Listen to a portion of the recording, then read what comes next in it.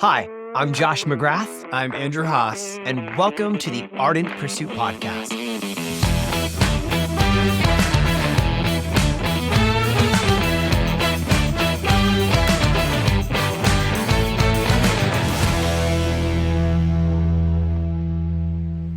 Welcome to the pilot episode of the Ardent Pursuit podcast. I mean, as you can tell, we're really good at building sets. Yes, we are. No clue if we're going to be any good at actually doing a podcast.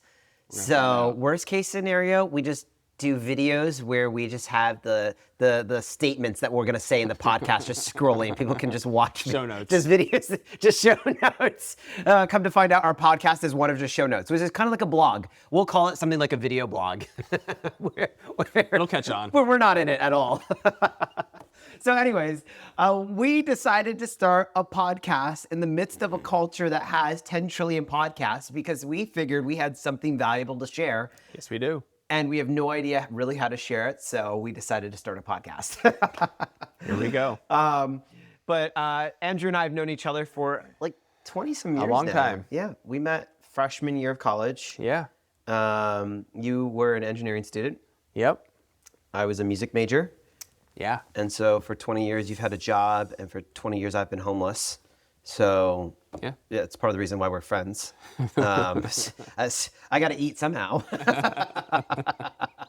But we started this podcast because I had discovered a stat from Pew Research Center. Yeah. They had released a study last year that found that 63% of men aged 18 to 30 in the U.S. are single. So that's not unmarried. That's actually not in any type of relationship.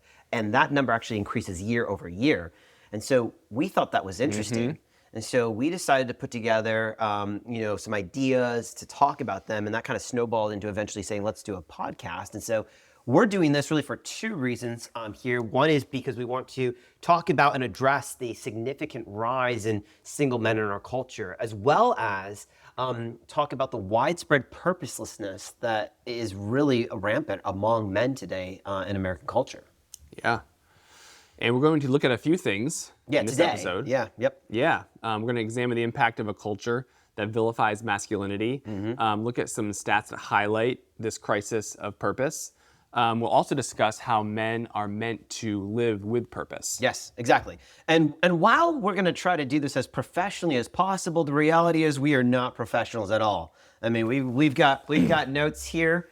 Lots of show notes. That will probably not even be that helpful because really I need a lot more than what's written here. But we want to invite you along on this journey as we are going to explore and unpack these ideas over the next several months. And who knows, maybe we'll get a following. Your mom's probably going to follow. My mom's probably going to follow. And Two then, right there. and then, yeah, it's at least two. And they might even subscribe. So that'd be sweet. Yeah. That'd be cool. 2 subscribers. All right. Well, let's jump in. Before we can really begin to even talk about purpose, what we have to first go to is this idea of masculinity and understanding the current temperature of our culture today when it comes to masculinity. Part of the problem is we're in this bad feedback loop of culture likes to say that masculinity is toxic. Yep. And part of what the output of that is men then who have masculine traits. They are thinking, wait, am I toxic? What do I do? How do I act? And so men fail to act, and that can lead to further problems down the road and just feeds on itself. Yeah, 100%. Because one of the things that humans are really good at doing is identifying problems. And culture is made up of people. And so what do people do really well? We identify problems. And so our culture has identified that, masculinity that's gone awry is toxic, which, yes, kudos, well done. It is toxic, it is bad. And so they've said, well, this is bad. How do we avoid toxic masculinity? Well, what's the thing that's leading to toxic masculinity? And their conclusion is, well, it's masculinity. So if you remove masculinity, it can't go toxic. But the problem is when you have a culture that begins to look at masculinity as the problem, what it inevitably turns into is being anti-man. And I mean, that term alone is going to get you canceled here in 2023. I mean, like suddenly, YouTube's, ready to censor our pilot episode, and now your mom and my mom won't have anything to listen to. So it's like, but like the reality is we do live very much in an anti-masculine, anti-man culture. And if you're a man in 2023, that's not news to you. You're very aware of that. Now, that's not to say that the solution is to try to make men, oppressors and put them into all the halls of power and authority. That's not the solution. To identify a problem doesn't mean that the antidote is oppression, brokenness, sin, whatever, right? All the things that are toxic. The solution is to talk about the problem and look at a holistic, restorative solution that recognizes that masculinity is an amoral thing that needs to have purpose to thrive and be healthy. Right. So in the midst of all this, what can men do to navigate this fog of culture and purpose? Yeah, because naturally, when men struggle to have purpose, the inevitable result are going to be toxic traits. Because at the end of the day, toxic is just a term our culture likes to use. It's a socially acceptable term ultimately for sin. And so what happens when anybody, but particularly men, struggle to apply their masculinity in a way that is God-honoring, what ends up happening is it becomes self-centered, it becomes self-focused, it becomes self-fulfilling. And all of those traits inherently are going to harm individuals, it's going to harm families, it's going to harm communities, and it's going to harm society, culture as a whole. And men, when they focus on themselves or fail to live with purpose, the long-term output of that is going to be something that's baseline ineffective, or worst case, going to be harmful. One of the things that I find interesting is that our culture doesn't use the term toxic femininity like they do with toxic masculinity. And they're so quick to identify the problems in men and to say these problems are toxic. And the reality is this, purposeless masculinity, selfish masculinity, self-centered masculinity, really what we're talking about is sin here, that is toxic. Yeah, it's problematic. It is problematic. And when we talk about a culture that is really anti-man, what we're saying is it's really anti-masculine traits. It's anti-masculine values. And the problem is when you begin to tell a generation of men that their masculinity is the issue, like you brought up earlier, suddenly you're gonna have men who exist in a culture and don't know their place. They don't know how to apply their masculinity in a purposeful way, and what they're left with is feeling purposeless. Yeah, when you have decades of men living in self-fulfilling, self-driven ways, inflicting harm on others, that is going to lead people and culture to a place that says all of it's bad. Yes. And the problem is anything that's powerful is also dangerous. And masculinity has a dark side. Yeah, 100%. I mean, as much as masculinity is needed for any culture and society to thrive, it is also masculinity that has destroyed every culture and civilization in the history of the world. So it's like, yay men, got both. boo men. Like, unfortunately, I mean, that is a reality. And so today, there's obviously a very clear, I think it's very clear that men, by and large, do struggle to have purpose. And the problem is when men struggle to find purpose, the end result is a negative outcome on culture. So the very thing that culture is railing against and saying this is wrong, their solution actually results in more of that, the more toxic problem. And so, I think that we're at a point now in our culture where we potentially could be destroyed, not from a lack of like, say, misplaced purpose, but from a place of purposelessness. And what if there was a third option? Culture and humanity seems to be saying there's either harmful masculinity, that's bad, we got to get rid of it. Yep. Or there are men who just don't do anything, don't really have much purpose, and we seem to say, okay, that's good, that's fine.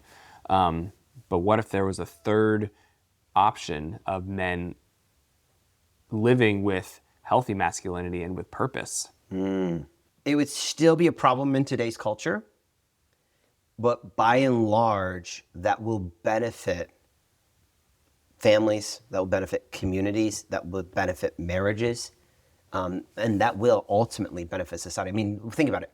You don't have the storming of Normandy during World War II without men who have purpose.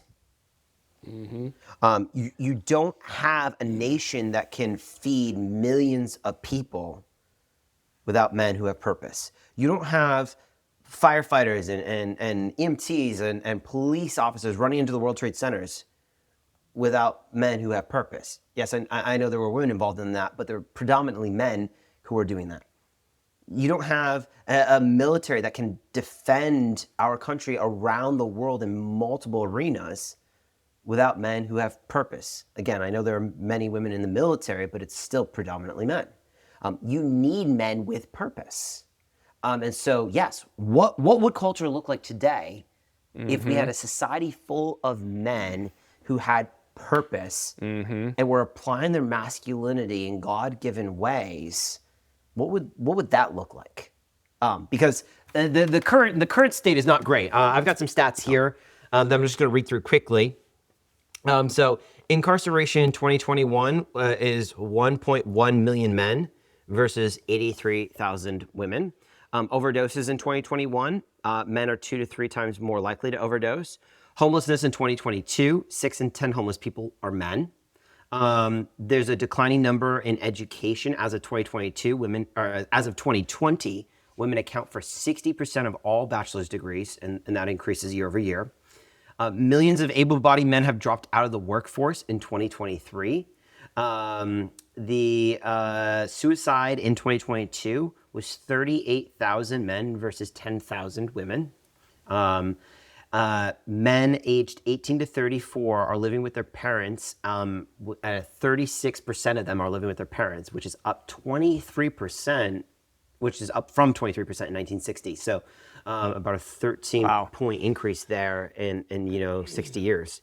1 in 5 single men who are not in a romantic relationship report not having any close friends, 20%. And then 28% of men under the age of 30 reported having no close social connections at all. Wow. So when you hear those stats, what kind of picture does that paint for you regarding the state of purpose, purposefulness, and of men in American culture today?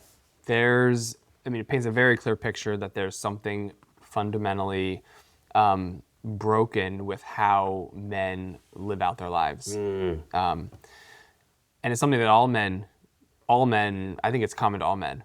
This is not a men of this color or this social status or this economic status. Just men categorically struggle to understand and know what it means to be a man. And what does that mean for them in day-to-day life? Yeah. It's interesting because these numbers are really a symptom of a problem. It's easy to look at homeless numbers, overdose numbers, suicide numbers, incarceration numbers, loneliness numbers, and say, "Oh, well, let's figure out a solution for those." And yes, I'm not saying that trying to solve those isn't a worthy endeavor. It is.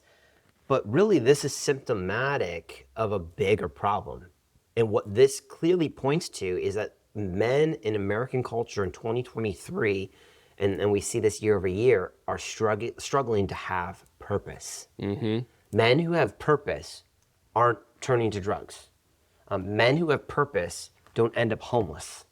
Men who have purpose aren't killing themselves.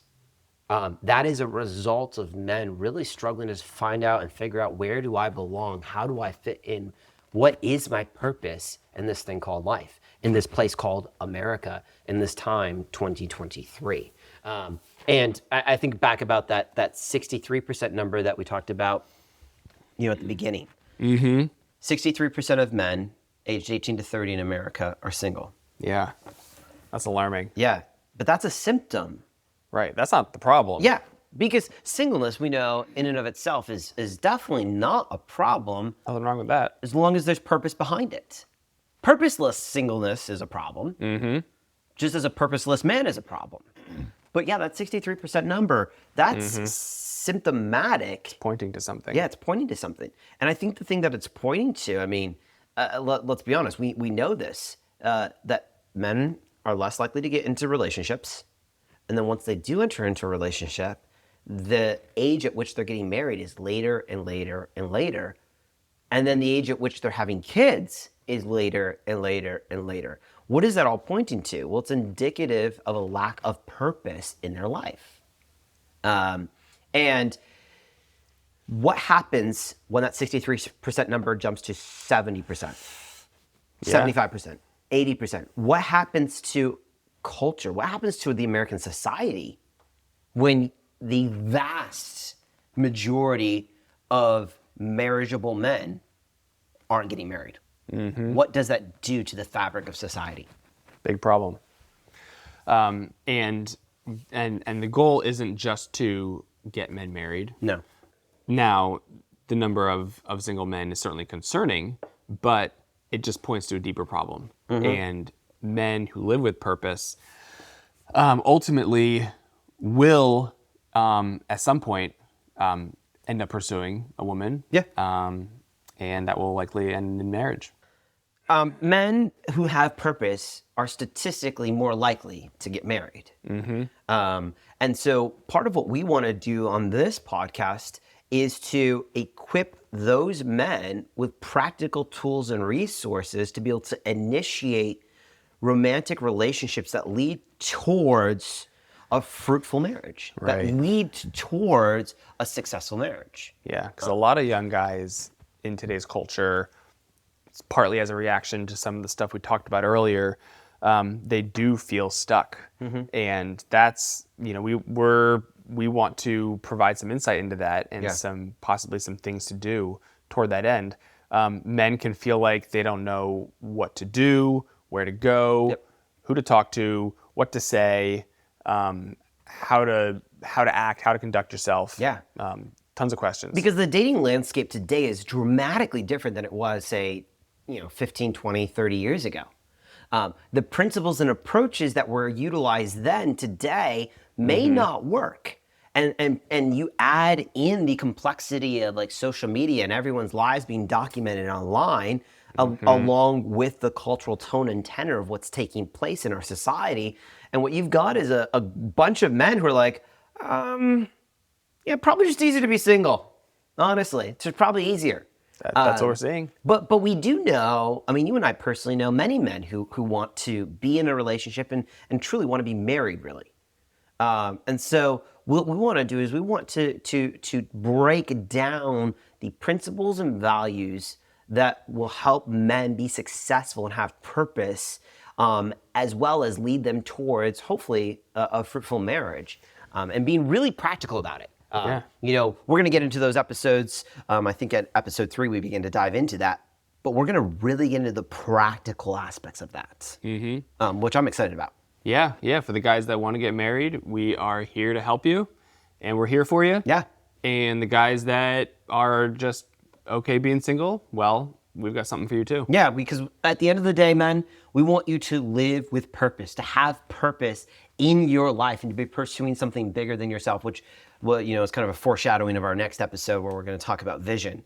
But yeah, so This is not a guarantee, listen to us, follow what we do and you get married, thing. We don't have any lawyers involved that are telling us, you can guarantee that men will get married, because we can't. And our goal is not to get you married. Our goal is to get you to be living a life full of purpose, to get you to live a life full of vision. But we will be focusing very specifically on those single men in our culture who do desire to be in a relationship, who do have a desire to be married. And so we're excited about that. Yeah. So ladies, I'm sure some of you will be listening. Your mom, my mom Yep, are two going to right be there. listening. So two ladies right there will be listening. So ladies, we invite you along for the journey, or we're hoping to have a couple episodes that will be, for the women, for the ladies, where we'll bring on a female guest and interview her. Can't wait for that. We'll have some longer form interviews with some couples. But for the most part, it's going to be you and I having conversations that hopefully sound really smart and intellectual, even if They it's will. us just sitting here reading off of our papers. So if nothing else, just look at the set, guys. The set is really, truly amazing. I love it. So so we'll see you guys here next time where we're going to tackle the idea of vision.